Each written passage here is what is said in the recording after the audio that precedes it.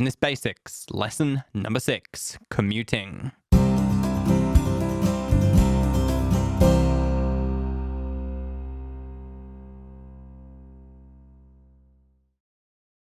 My absolute number 1 favorite part of my job, it has to be said, is the commute.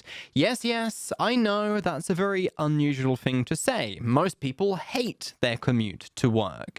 I, however, love my commute, all 3 seconds of it. Yes, I commute to work from the room next door. James, poor James. He is spending a fortune on getting to work every morning and then getting home again in the evening. This is one of the big cultural differences between Japan and the United Kingdom that really surprised me when I first came here. When you get a job at a company in Japan, the company pays all of your commuting fees. If you have to travel 2 hours to get to work, sure, it's inconvenient, but never mind. The company pays for it.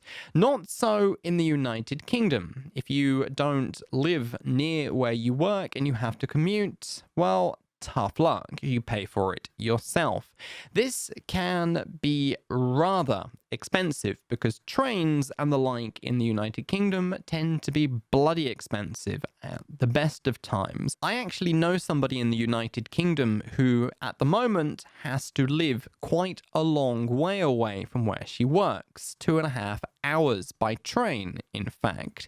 She doesn't want to lose the position because it's a good one and she really loves the job, so she is commuting every day. But she makes almost no money on the job because almost all of her salary goes into getting to work and getting home again in the evening. For her, it's very much a temporary situation, so it's okay for now. But for some people, this pricey commute is a permanent part of their working situation. When people buy houses now, they have to very carefully weigh the benefits of living close to the workplace or living far from the workplace. If you are working in London, for example, buying a house or a place to live near where you work may be incredibly expensive. But if you live somewhere very far away, you are then looking at a lifetime of very expensive train fees to get to work and back every day. Much better, I say, is to become self-employed and get a home office, just like I've done. James was looking at his bank statement. Oh, never a good thing to do, James. Whenever I look at my bank statement, it invariably leads to tears.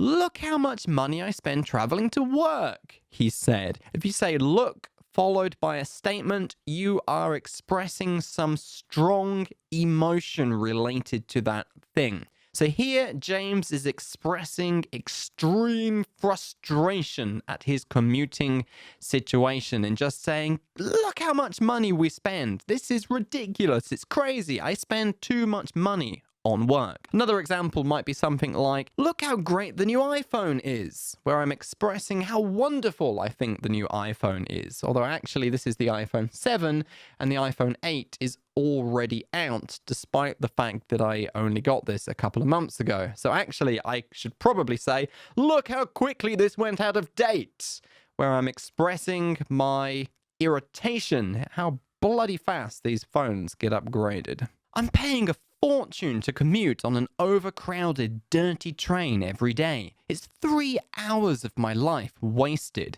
I'm paying a fortune to commute on an overcrowded, dirty train every day. If you are paying a fortune for something, it is very, very expensive. You are paying a lot of money for it. It's 3 hours of my life wasted. So every day he travels, I guess, 90 minutes to work and then 90 minutes home. So a total of 3 hours every day wasted to the dreaded commute in James's case. It's 3 hours of my life wasted, James continues. Hours of my life wasted. So we guess that James travels 90 minutes to work and then 90 minutes home. Every single day, a total of 3 hours lost to the dreaded commute. Now, of course, the reason James says this isn't to inform his wife Anna that he wastes 3 hours every day to the commute because, hey, his wife probably, or at least she should, already know how long it takes her husband to get to work. Rather, the reason James says this is exactly the same as the reason why he says, look how much money I spend on traveling to work. He is expressing frustration, dissatisfaction at this situation. Never mind, replied Anna. In a few months, we'll be off anyway. We'll be able to live in the city centre. You'll be able to walk to work. Think of the money we'll save.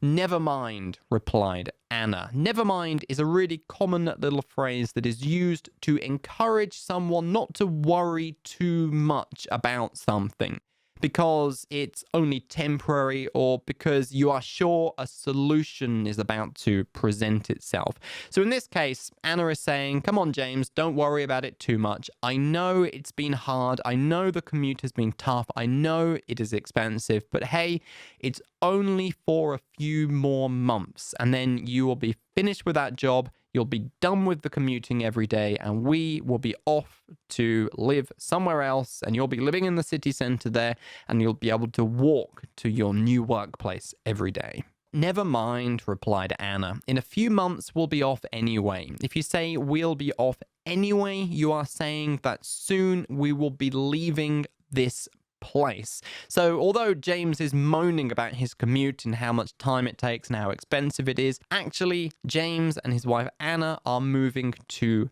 Amsterdam. A little tiny bit of background here. Anna's company has decided to relocate from London to Amsterdam and they have offered Anna a new position there if they decide to go with the company. So they are actually giving up their life in the United Kingdom and moving off to set up a new life in Amsterdam. And if you wonder where that background story comes from, by the way, it was actually a series of lessons that we did in the EES membership group, Julian Northbrook's League of Extraordinary English Speakers. And as part of the weekly lessons, we did a series about culture in Amsterdam where Anna and James decided to leave the UK and go with Anna's company to Amsterdam.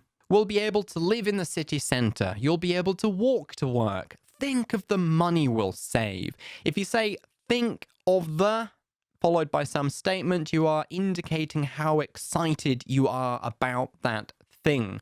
Now, the more perceptive among you will notice that the meaning here is almost exactly the same as look, followed by some statement. The difference is when you say, look at how much this is costing, or indeed if you are saving a lot of money, look at how much money you are saving. At that time, you are already spending a lot of money, saving a lot of money, and you have in your hand some physical evidence, something that you can actually point at and say, look. Whereas here, they are thinking to the future. Right now, they are not saving money. No, right now they are spending crap loads of money on James's commute. But soon, in the future, they will be saving money. So instead of look at the money we'll save, she says, think of the money we'll save. So it's a future thing that she's excited about here. And of course, I could use the same iPhone example here as well. I could say, think how great the new iPhone 8 is going to be. Which is actually rubbish because I'm not going to get it because I don't see the point in upgrading again. And there we go. That is the end of another Business Basics story, commuting. As always, go back over this conversation. Just make sure that you understand all the phrases and expressions that we've just discussed perfectly. If there is anything you don't understand, anything that I didn't explain well, or indeed anything that I didn't explain at all, just ask and I will get back to you. Do the shadowing exercise, perfect the pronunciation of all these phrases and expressions, really get your mouth moving, get to the point where you can say them smoothly and easily, and then I will see you in Business Basics lesson number 7. Thank you and goodbye.